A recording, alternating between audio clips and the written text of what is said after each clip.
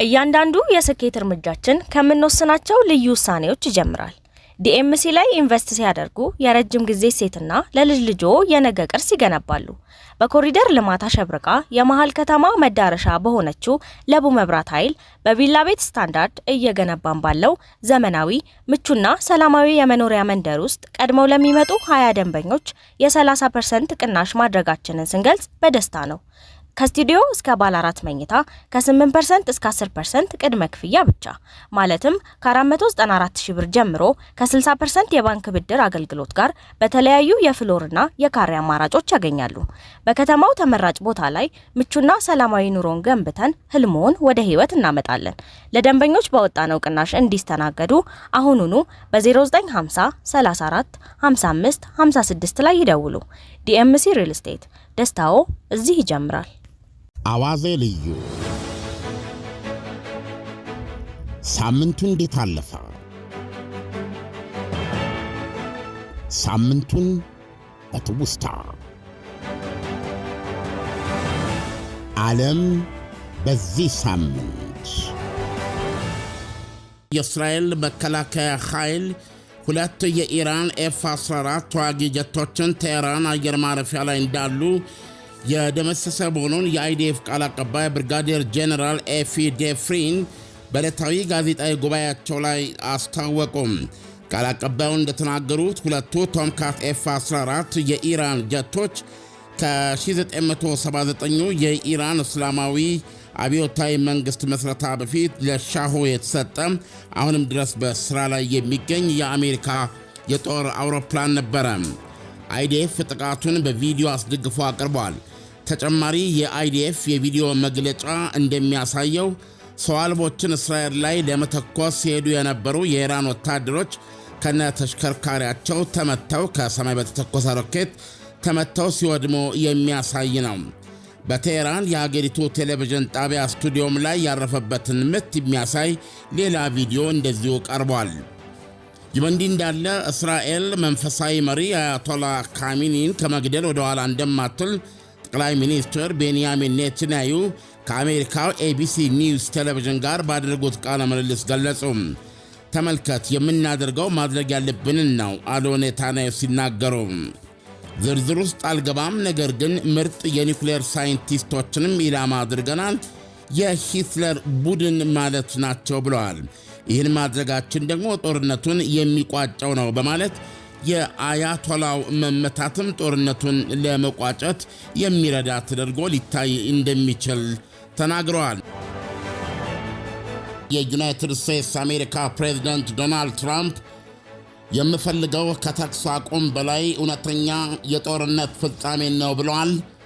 ምን ማለታቸው እንደሆነ እያብራሩ አይደለም። ነገር ግን ከካናዳ አቋርጠው ወደ ሀገራቸው ከመመለሳቸው አንጻር የፈረንሳይ ፕሬዝዳንት ማክሮን በተኩስ አቁም ጉዳይ ላይ እንደሚመለሱ ተናግረው ነበረ። ይሄም ዶናልድ ትራምፕን አስቀይሞ ሰውየው ፈጽሞ ስለማያውቀው ነገር ነው የሚናገረው፣ ትኩረት ፈላጊ ነው ሲሉ አውግዘው በማህበራዊ ሚዲያ ገጻቸው ጽፈዋል።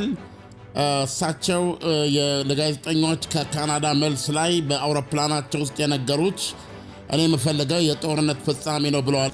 ሌላው ከኢራን በኩል የሀገሪቱ ይፋ መገናኛ ብዙሃን እየገለጹ ያሉት ዜና ምንድነው የሚለው የእስራኤልን ዋነኛ ዓለም አቀፉን የስለላ ድርጅት ሞሳድ ጽሕፈት ቤት በቦሊስቲክ ሚሳይሎቻችን መተናል የሚል ነው።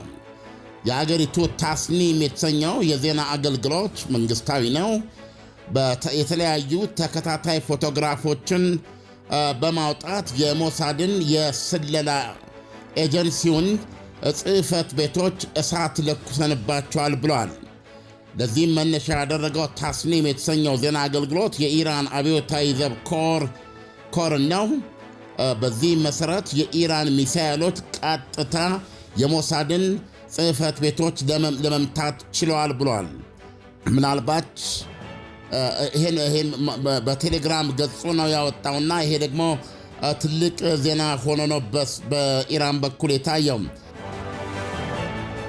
አሜሪካ ፕሬዝዳንት ዶናልድ ትራምፕ እስራኤል ባለፈው አርብ ጦርነቱን ከመጀመሯ በፊት ኢራን የኒውክሌር ቦምብ ለመስራት ጥቂት ሳምንታት ብቻ ነበር የቀራት ሲሉ ተናገሩ። እናም አሁን አሉ ትራምፕ የምፈልገው ጦርነቱ በተኩስ አቁም እንዲገታ ሳይሆን በኢራን ላይ አጠቃላይ ድል እንዲመዘገብ ነው ብለዋል። በጦርነቱ ውስጥ መግባት እንደማይፈልጉ ገልጸው ነገር ግን ኢራን የኒውክሌር መሳሪያ እንዲኖራት ከቶም መፈቀድ እንደሌለበት ለዓመታት ያራመዱት አቋማቸው መሆኑን ገልጸዋል።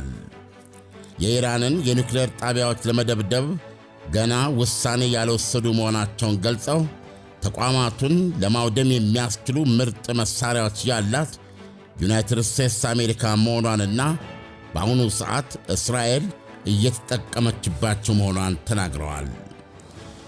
ውጊያ እየፈለግኩ አይደለም አሉ ትራምፕ ሲቀጥሉ።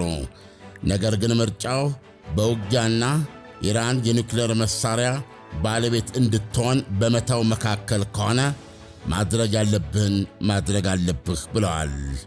ይሁንና ወይም ምናልባትም አሉ መዋጋት ላይኖርብን ይችላል።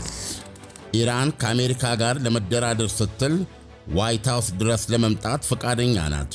ነገር ግን ትንሽ የረፈደ ይመስለኛል ብለዋል።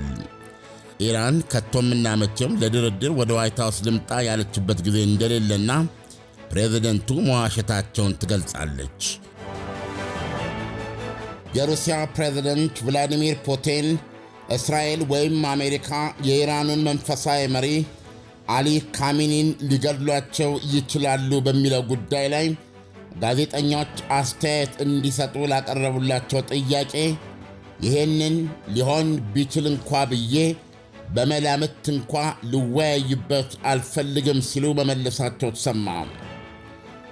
ፑቲን ከሴንት ፒተርስበርግ ዓለም አቀፍ የኢኮኖሚ ፎረም ጎን ለጎን ለጋዜጠኞች በሰጡት መግለጫ ከጥቃቱ መጀመር በኋላ የኢራን ማኅበረሰብ በፖለቲካ አመራሩ ዙሪያ ተሰባስቧል ብለዋል።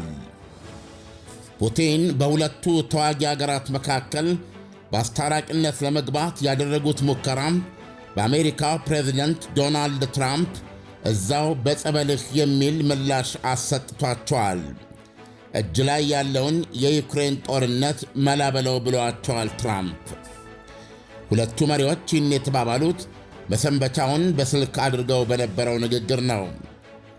ፑቲን አለኝ የሚሉት መፍትሔ ኢራን ሰላማዊ የኒውክሌር እንቅስቃሴዋም ሳይስተጓጎል እንዲቀጥል የሚያደርግና የአይሁዳዊቷ አገር እስራኤልን ደህንነት በተሟላ መልኩ የሚያረጋግጥ ነው ይላሉ። ፑቲን ጉዳዩ ውስብስብ እንደሆነና መፍትሔ ግን እንደሚኖረው ተናግረዋል። ራሽያ ከኢራን ጋር ባለፈው ጥር ወር ስትራቴጂክ ሽርክና የተፈራረመች ቢሆንም እስካሁን ግን መሳሪያ አልሰጠቻትም። ፑቲን ምንም እንኳ እስራኤል የኢራንን የኒውክሌር ማብለያ ተቋማት ብትደበድብም የሀገሪቱ የኒውክሌር ፕሮግራም ከመሬት በታች ግን ቀጥሏል ይላሉ ፑቲን። እነዚህ የመሬት በታች ፋብሪካዎች አሉ፣ ምንም የሆኑት ነገር የለም ብለዋል ውስጥ አዋቂው ቭላዲሚር ፑቲን። የጦር ዕቅዱን ያጸደቁት የዩናይትድ ስቴትስ አሜሪካ ፕሬዝደንት ዶናልድ ትራምፕ በሚቀጥለው 24 እና 48 ሰዓታት ውስጥ ጦራቸው ዕቅዱን እንዲተገብር ትዕዛዝ ይሰጣሉ ተብሎ እንደሚጠበቅ እስራኤል አስታወቀች። ከፍተኛ የእስራኤል ባለሥልጣን ለታይምስ ኦፍ እስራኤል ሲናገሩ አሜሪካኖች የከፈትነውን ጦርነት ይቀላቀላሉ ብለን እንጠብቃለን፣ ነገር ግን ይቀላቀሉ ዘንድ ማንም ግፊት እያደረገ አይደለም ብለዋል። የራሳቸውን ውሳኔ መውሰድ አለባቸው ብለዋል ሲያክሉም ባለሥልጣኑ መግለጫቸውን በመቀጠል አሜሪካ ይህን ማጥቃት እንደምትቀላቀል በሚቀጥሉት 20ና 48 ሰዓት ውስጥ እናውቃለን ብለዋል። ይህ በእንዲህ እንዳለ ጠቅላይ ሚኒስትር ቤንያሚን ኔታንያሁ በፍልሚያው ድላችን ከዕቅዳችን ቀድመዋል ሲሉም ካን ለተሰኘው የሀገሪቱ ዜና አገልግሎት ገለጹ። ሥራችን ድንቅ ነው አሉ ኔታንያሁ ሲናገሩ። በኢራን ላይ እርምጃ ያዘዝነው የቴህራን ዋና ቀኝ እጅ ሄዝቦላን ካዳከምን በኋላ ነው ብለዋል። ኔታንያሁ እንደሚሉት ከሄዝቦላ መዳከም ጋር ብቻዋን የቀረችው ኢራን የነበራት አማራጭ የኒውክሌር መሳሪያ ለመታጠቅ ከፍተኛ ፍጥነት መጨመር ነበር ብለዋል። የቀድሞ የሂዝቦላ መሪ ሐሰን ናስራላ መወገድ የኢራንን የተጋትሮ ተራዳ ወገብ ሰበረው ብለዋል። ይህ አሁን በተግባር የሚታየው የኢራን ዘመቻችን በወራት ውስጥ የታቀደና ለዚህ የበቃ ነው ብለዋል። የኢራኑ መንፈሳዊ መሪ አያቶላ አሊ ካሚኒ በቀጠለው የእስራኤል ጦርነት የተገደሉ እንደሆነ ሊተኳቸው የሚችሉ 3 ካህናትን በቁማቸው መምረጣቸው ተሰማ። ዘ ኒውዮርክ ታይምስ እንደጻፈው በፈረንጅ ከ1989 በኢትዮጵያ 81 ወይም 82 ዓመተ ምህረት ጀምሮ በታላቅ መሪነት 36 ዓመታት ያስቆጠሩት ካሜኒ ገና ለገና እስራኤል ሌሎች የጦር መኮንኖችን በተዋረድ የገደለች እንደሆን በሚል ከወዲሁ በምትካቸው እጩዎቻቸውን ሰይመዋል ይላል ዘገባው። የዩናይትድ ስቴትስ አሜሪካ ፕሬዝደንት ዶናልድ ትራምፕ በኢትዮጵያ ሰዓት አቆጣጠር እነሆ ከእኩለ ሌሊት በኋላ አሁን እንደደረሰን የኢራንን የኒውክሌር ማብለያ ተቋማት ማስደብደባቸውን አስታወቁም። ፕሬዝደንቱ በትሩዝ በተሰኘው ማኅበራዊ ገጻቸው ሲጽፉ የጦር ጀቶቻቸው በኢራን የተለያዩ የኒውክሌር ተቋማት ላይ ፎርዶ፣ ናታንዝ እና ኢስፋሃንን ጨምሮ በጣም የተሳካ ጥቃት አድርሰው መመለሳቸውን ገልጸዋል። መመለሳቸውን ወደ ማረፊያቸው መድረሳቸውን ሳይሆን ከኢራን የአየር ክልል ለቀው ወጥተዋል በማለት አስታውቀዋል። በኢራን የኒውክሌር ጣቢያዎች በፎርዶ፣ ናታንዝ እና ኢስፋሃን ላይ ጨምሮ የተሳካ የአየር ጥቃት ፈጽመናል። ሁሉም አውሮፕላኖች ከኢራን የአየር ክልል ውጭ ናቸው። ከፍተኛ የቦምብ መጠን ኢላማዎቹን ለማውደም ያስችላሉ የተባሉ ሙሉ ቦምብ ወርዶባቸዋል የሚሉት በጣቢያዎቹ ላይ በተለይም ፎርዶ ይላሉ። ሁሉም አውሮፕላኖች ተልኳቸውን ፈጽመው ወደ ማረፊያቸው በመሄድ ላይ ናቸው። እንኳን ደስ አለን ለታላቆቹ አሜሪካውያን ተዋጊዎች። በዓለም ላይ ይህንን መፈጸም የሚችል እንደ አሜሪካ ያለ ጦር የለም። አሁን ጊዜው የሰላም ነው። ለጉዳዩ ለሰጣችሁ ትኩረት አመሰግናለሁ የሚል መልእክት ነው። አዋዜ ልዩ ሳምንቱ እንዴት አለፈ? ሳምንቱን በትውስታ ዓለም በዚህ ሳምንት።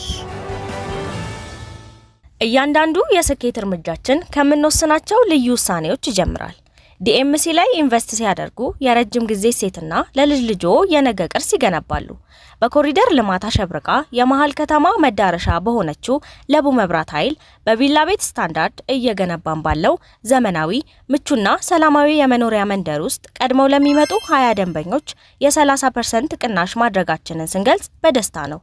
ከስቱዲዮ እስከ ባለ 4 መኝታ ከ8% እስከ 10% ቅድመ ክፍያ ብቻ ማለትም ከ494,000 ብር ጀምሮ ከ60% የባንክ ብድር አገልግሎት ጋር በተለያዩ የፍሎርና የካሬ አማራጮች ያገኛሉ። በከተማው ተመራጭ ቦታ ላይ ምቹና ሰላማዊ ኑሮን ገንብተን ህልሞን ወደ ህይወት እናመጣለን። ለደንበኞች ባወጣነው ቅናሽ እንዲስተናገዱ አሁኑኑ በ0950 34 55 56 ላይ ይደውሉ። ዲኤምሲ ሪል ስቴት፣ ደስታው እዚህ ይጀምራል።